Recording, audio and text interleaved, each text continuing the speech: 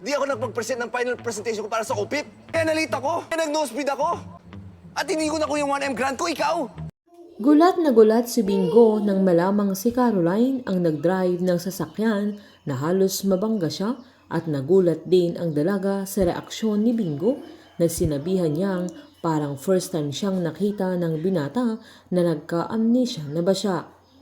Naiinis namang sinabi ni Bingo na hinding-hindi niya makakalimutan ang plakang yun dahil nabangga na siya dati ng sasakyan na yun na nilinaw naman ni Caroline na muntik lang naman kaya pinaliwanag naman ni Bingo na nabangga na siya dati kaya naguluhan ang dalaga kaya sinabi niyang nabangga ni Caroline yung bus na nakabangga sa kanya kaya hindi siya nakapag-GLC na hindi siya nakapag-present ng final presentation niya na dahilan na nosebleed pa siya kaya nawalan siya ng chance na makuha ang 1 million na grant niya.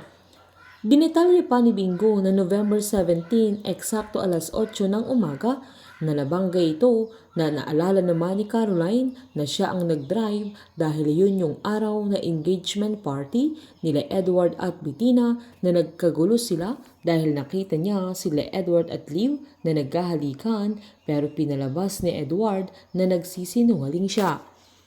Pinaliwanag naman ni Caroline na muntik na din siyang nabangga ng bus pero nakaiwas lang siya at napagtanto niya yung araw na yun ang application ni Bingo sa GLC na hindi siya natanggap dahil na late siya dahil nabangga siya ng bus sabay tinanong niya kung bakit naging kasalanan niya.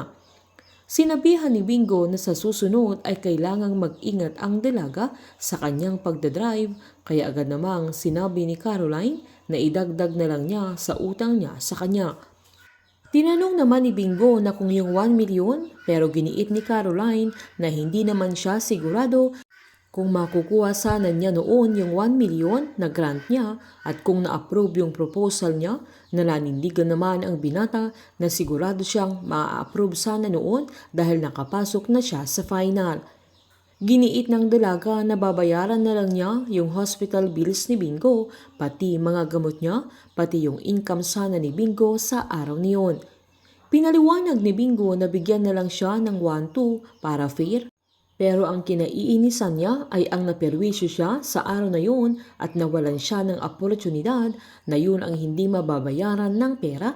Kaya agad namang sinabi ni Caroline at sinuyo niya ito na sasabihin niya sa papa niya ang tungkol sa proposal niya. Kaya natahimik naman si Bingo, sabay tinanong niya kung seryoso ang dalaga na agad namang pinasigurado ni Caroline na sasabihin niya ito pero ang papa pa rin niya ang magdidesisyon kung maa-approve o hindi ang kanyang proposal.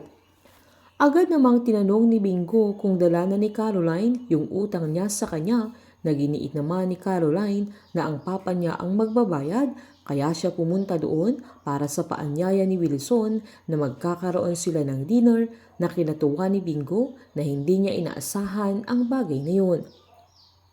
Bago pa umalis si Caroline ay pinaalala niya sa binata na huwag siyang magpapalate dahil ayaw ng papa niya ng late.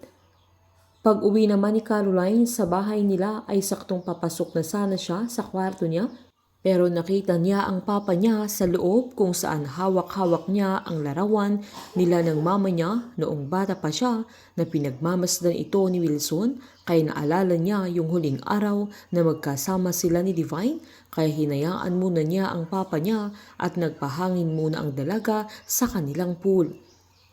Nang magkasama na sila Bingo at Snoop ay natutulala si Bingo dahil hindi mawala sa isip niya ang sinabi ni Mang Balong na nagtrabaho ang nanay niya sa pamilya Chu kaya kinausap siya ni Snoop dahil nahalata niya ang kaibigan niya na malalim ang iniisip niya. Nagtatampo pa si Snoop kung bakit si Bingo lang ang inimbitahan ni Wilson sa pa-dinner nila samantalang siya ay hindi invited na napaka-unfair.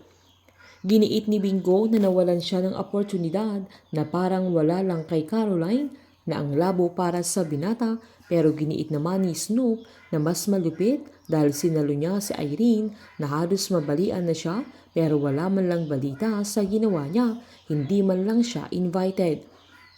Giniit naman ni Bingo na magkaiba ang utak nila Caroline at Irene dahil nakakapika si Caroline na ang magandang ipangalan niya sa dalaga ay Pika na pabirong sinabi naman ni Snoof na Pikachu.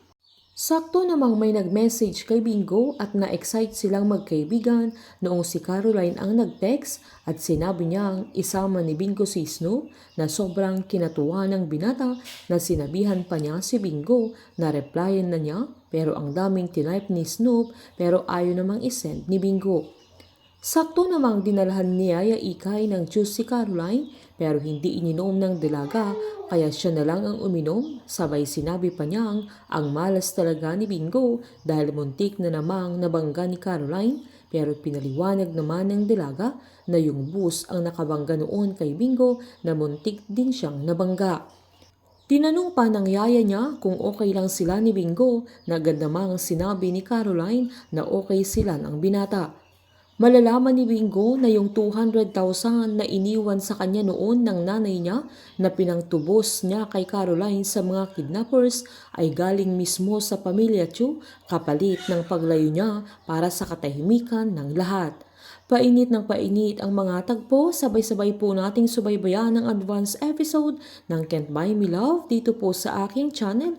Patuloy lamang pong manood at mag-subscribe para ma-update po kayo sa mga susunod na episode. Marami pong salamat.